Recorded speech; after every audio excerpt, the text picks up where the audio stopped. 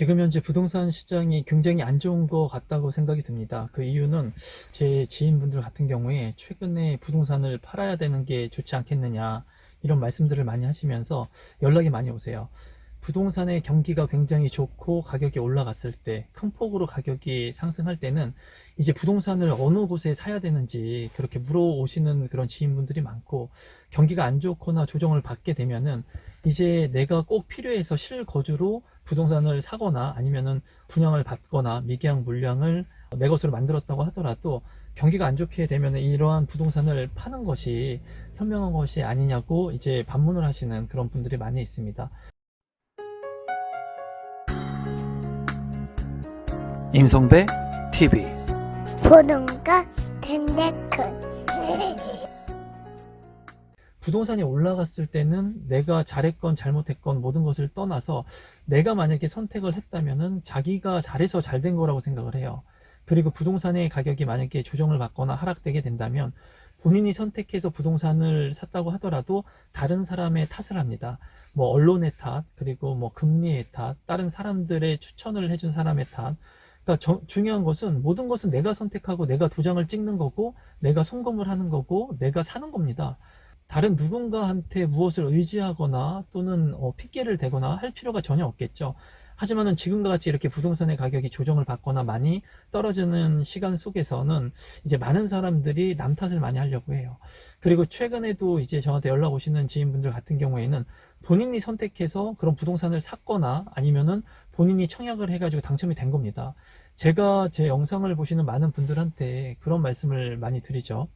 아파트를 사거나 아니면은 대출 레버리지를 활용해서 내 것으로 만들거나 당첨이 된다고 해가지고 이제 프리미엄이 2억 3억 오르고 부동산의 가격이 많이 올랐다고 해도 그거는 내 돈이 아니라는 거예요. 왜냐면 내가 이 부동산을 팔고 그리고 잔금을 치르고 내 주머니 인마이 포켓 해야지 그게 실제로 나의 수익인데, 많은 사람들은 부동산의 화랑기 그리고 상승기 폭등기에는 부동산의 가격이 상승하는 것을 보면서 내가 만약에 5억의 아파트를 샀다면 이 5억의 아파트가 7억이 되고 8억이 되는 것을 보면서 마치 지금 현재 나한테 들어온 돈이 아무것도 없는데도 불구하고 소비를 예전보다 더 늘려가지고 한다는 거죠. 실제로 사지 않아도 될 것을 사고요. 그리고 필요 없는 그런 소비 지출을 많이 한다는 거예요. 최근에 3년의 폭등장이 있었습니다. 이렇게 부동산의 가격이 큰 폭으로 폭등을 하면서 많은 사람들이 마치 본인의 자산이 많이 늘어났고 그리고 많이 가격이 올랐기 때문에 당장 내가 써야 되는 돈이 많이 늘어난 걸로 착각하신 분들도 많이 있었고, 그로 인해 가지고 지출하지 않아야 되는 돈 그리고 소비하지 않아야 되는 돈을 마구 쓴 분들도 아마 있었을 거라고 생각이 듭니다. 최근에 제 지인분들 같은 경우에도 이렇게 많이 오른 부동산의 가격을 보면서 마치 본인이 많은 돈을 번 것처럼 착각을 해가지고 그런 돈들을 이제 지출을 하고, 지금 현재는 부동산의 가격이 많이 조정을 받고 떨어지다 보니까 이제 많이 올라서 내가 생각했던 가격보다 이 떨어지는 가격의 폭이 많이 떨어졌다는 거예요.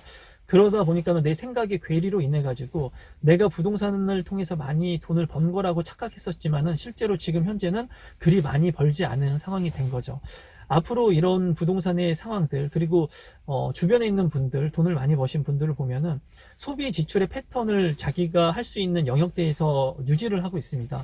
만약에 내가 쓰는 소비 지출의 금액이 100만 원대면은 그 100만 원대를 내가 돈을 아무리 많이 번다고 하더라도 유지하려고 노력하고요. 그래서 지금 현재는 이렇게 많이 조정을 받는 이런 국면 속에서 부동산을 내 집 마련을 했거나 아니면은 높은 가격의 부동산을 사신 분들이 왜 내가 그때 부동산을 샀을까 후회하시는 분들도 있을 거고, 그리고 지금이라도 빨리 떨어지는 가격 속에서 내가 빨리 처분을 하는 게 낫겠다고 생각을 해서 급급매로 매도를 하시는 분들도 지금 생겨나고 있는 것 같습니다. 금리는 지금 현재 계속 오르고 있고, 그리고 세계 경기 그리고 우리나라 내수 경기도 좋지 않기 때문에 이 부동산의 가격이 앞으로 더욱더 조정을 받고 떨어질 거라고 생각하시는 분들이 더더욱 많아지고 있는 것으로 보여지고, 언론 매체에서도 지금 이런 이슈적인 내용들을 많이 다루고 있죠. 그리고 지금 현재의 상황에서는 부동산의 가격이 큰 폭으로 폭등하거나 반등할 수 있는 그런 여지가 많이 없죠. 하지만은 추후에는 이렇게 떨어지는 가격 속에서 반등하는 시점이 분명히 오긴 올 겁니다. 중요한 것은 내가 부동산을 사거나 아니면 내 집 마련을 했거나 또는 경매를 통해서 무언가를 취득했을 때 이 취득한 것을 내가 버틸 수 있는 여력 그리고 힘이 있어야 됩니다. 그래야지 내 것을 지킬 수가 있다는 거죠. 그런데 불구하고 지금까지는 어떤 부동산의 시장이 많이 형성이 됐었냐면은 부동산의 가격이 계속해서 올랐습니다. 그리고 기하급수적으로 최근에는 3년 동안 폭등장을 우리는 지나왔어요. 그런데 아파트 청약이나 분양 같은 경우에도 내가 계약금만 있다면 3억짜리 아파트를 사는데 3천만 원에 10% 계약금만 있다면 나머지는 잔금 대출을 치를 때 이 부동산의 가격이 가치가 상승을 하기 때문에 이제 그 가치가 상승한 가격을 토대로 해가지고 대출을 실행을 해줬습니다. 그러다 보니까 내가 실제로 3억짜리 아파트를 사는 데는 3억이라고 하는 돈이 다 필요한데 10%의 3천만 원의 계약금만 내고 이 3억짜리 아파트가 6억까지 만약에 2배로 가격이 상승을 하게 된다면 6억에 대한 대출을 뭐 70% 80%까지 해줬기 때문에 내 돈이 전혀 들이지 않고 잔금을 치를 때 오히려 돈이 남는 그런 상황이 연출이 됐었다는 거예요. 하지만 지금은 대출에 대한 규제를 강하게 하면서 이제는 실제로 들어가야 하는 돈을 내고 들어가야 하는 상황이 지금 현재 직면하고 있습니다.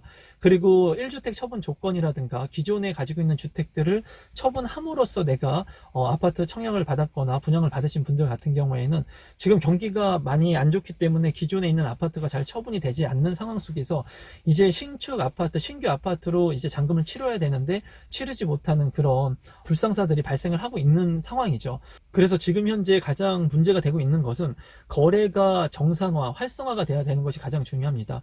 사고 싶은 사람은 살 수 있고 팔고 싶은 사람은 팔 수 있는 그런 시장이 돼야 되는데 지금 현재 팔고 싶은 사람들은 팔 수 있게끔 부동산에 내놓을 수 있게끔 그런 시장이 형성이 되어 있습니다. 양도세에 대한 부분도 완화책이 이제 내년까지 유예가 되면서 양도세를 통해서 이제 세수를 절세하려고 하는 분들은 많이 가지고 있는 주택 중에 시장에 참여할 수 있게끔 내놓을 겁니다. 하지만 실제로 이 수요와 공급이 맞아 떨어져야 되는데 매도를 하려고 하는 부동산 물량이 많다고 하더라도 실제로 살려고 하는 수요자 측면에서도 내가 올바르게 선택을 해서 내가 갖고 싶은 부동산의 매물들을 살 수 있는 그런 시장이 열려야 되는데 지금 현재는 무주택자분들 같은 경우에도 대출의 규제가 심하고 여러 방면에서 부동산을 살 수 있는 그런 시장 자체가 형성이 안 되고 있는 것 같아요. 그리고 너무나 많이 급등했던 부동산의 가격들을 보면서 지금 많은 분들은 조금 관망하려고 하시는 분들이 더욱더 많아지고 있는 시점이라고 보여집니다.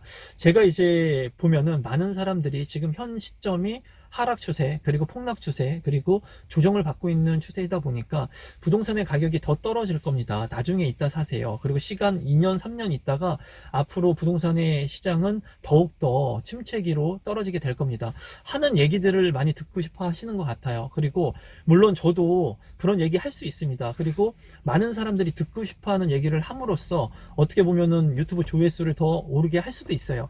하지만 실제로 제가 느끼는 거는 앞으로 부동산의 가격이 더 침체하고 조정될 수 있습니다. 물론 유예 기간이 있는 내년까지는 아무래도 부동산의 완화책들이 나온다고 하더라도 이 매수 심리가 한 번에 확 일어서거나 반등하기는 쉽지 않을 거라고 보여져요.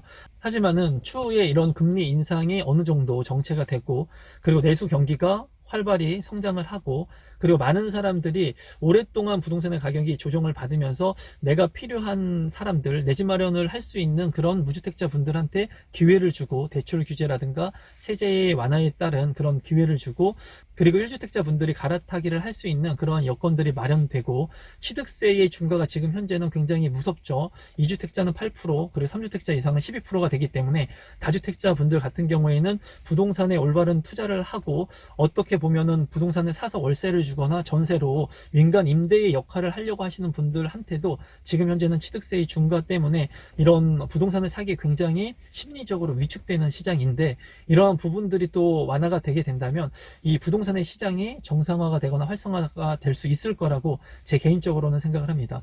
지금 현재의 부동산 시장을 보면서 항상 제가 봤을 때 다른 사람들과 똑같이, 남들과 똑같이 똑같은 생각을 하고 똑같은 행동을 하게 됐을 때는 이제 내가 따먹을 수 있는 열매가 그렇게 달콤하지 않고 많지 않았습니다. 남들과 다른 선택을 하고 다른 행동을 했을 때 보다 많은 열매를 딸 수 있었고 달콤한 열매를 가질 수 있었는데, 지금 현재의 부동산 시장은 누구나가 다 하락 추세인 것을 인정하고 있습니다. 지표들이 다 그런 하락 추세를 지금 팩트적으로 인정을 하고 있죠. 그렇기 때문에 더욱더 앞으로 시간이 지나게 된다면 부동산의 가격이 떨어질 거라고 얘기하는데, 그 시점적인 부분을 많은 사람들이 너무나 멀리 보고 있는 것 같다는 생각을 합니다. 저는 지금 부동산의 시장이 많이 변화하고 있다고 생각을 하거든요. 어떤 부분에서 변화를 하냐면, 지금도 그런 얘기들을 많이 해요. 부동산이 한번 이렇게 쫙 올라가게 되면은 굉장히 오랫동안 올라가고, 또 이 모멘텀이 한번 바뀌게 됐을 때는 큰 폭으로 갑자기 바뀌는 것이 아니라 오랫동안 하락 추세로 간다라는 얘기를 많이 합니다. 지금까지 부동산 시장은 그랬습니다. 물론 2008년도에 글로벌 금융위기 같은 경우에는 많이 떨어졌던 가격이 단기간에 회복을 하기도 했지만 결론적으로 침체 국면은 굉장히 길었어요. 그런데 제가 봤을 때는 앞으로의 이런 부동산의 시장, 최근에 3년 동안 부동산의 시장이 폭등을 했다가 한순간에 바뀌었습니다. 여러분들께서는 이렇게 한순간에 부동산의 시장이 변화할 거라고 예측하셨습니까? 지금까지 부동산의 가격이 큰 폭으로 폭등을 했고 단기간에 이렇게 올랐던 가격이 한순간에 이제 하락세로 전환되는 것을 여러분들께서는 보셨을 건데요. 지금 현재 부동산의 시장 같은 경우에는 그 누구도 더 많이 떨어질 거다, 오를 것이다 예측하기 힘든 시장이라고 저는 보고 있습니다.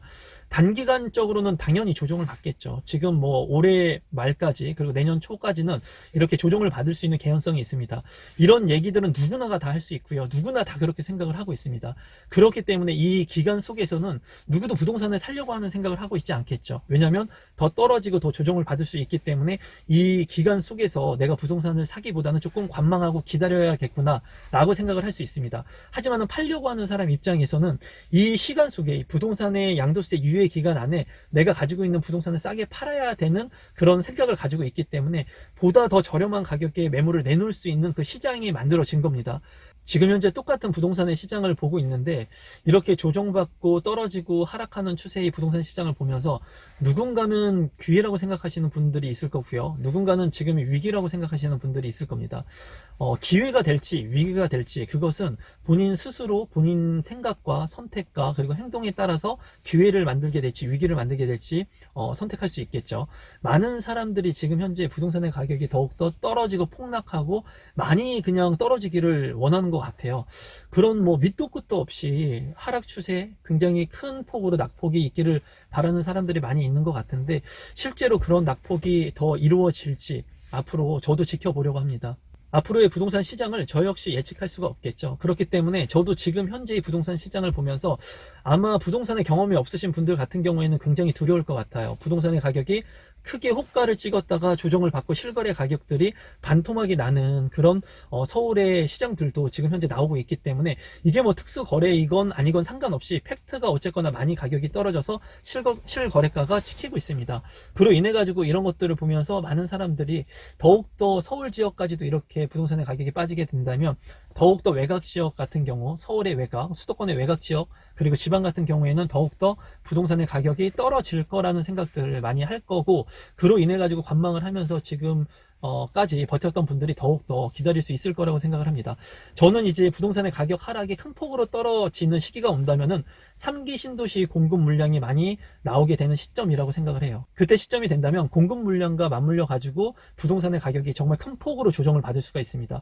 그 시기가 오게 된다면 물론 추후에 아직 많이 오랜 시간 동안 3기 신도시의 공급과 개발이 이루어지려면 아직까지는 오랜 시간이 있어야지 될 것으로 보여지는데 앞으로 3기 신도시의 공급 물량에 따른 기회가 있을 것으로 보이고 그 3기 신도시가 공급되기 전까지도 그 안에도 새로운 기회들이 계속해서 이루어질 수 있다고 생각을 합니다. 그 기회를 잡을 수 있는 사람이 될지 아닐지 그런 부분들은 여러분들께서 스스로 한번 잘 판단할 수 있는 그런 계기를 마련했으면 좋겠습니다. 저는 지금 현재 이렇게 많이 떨어지는 가격들을 보면서 분명히 기회를 만들 수 있는 분들이 있을 거라고 생각하고요.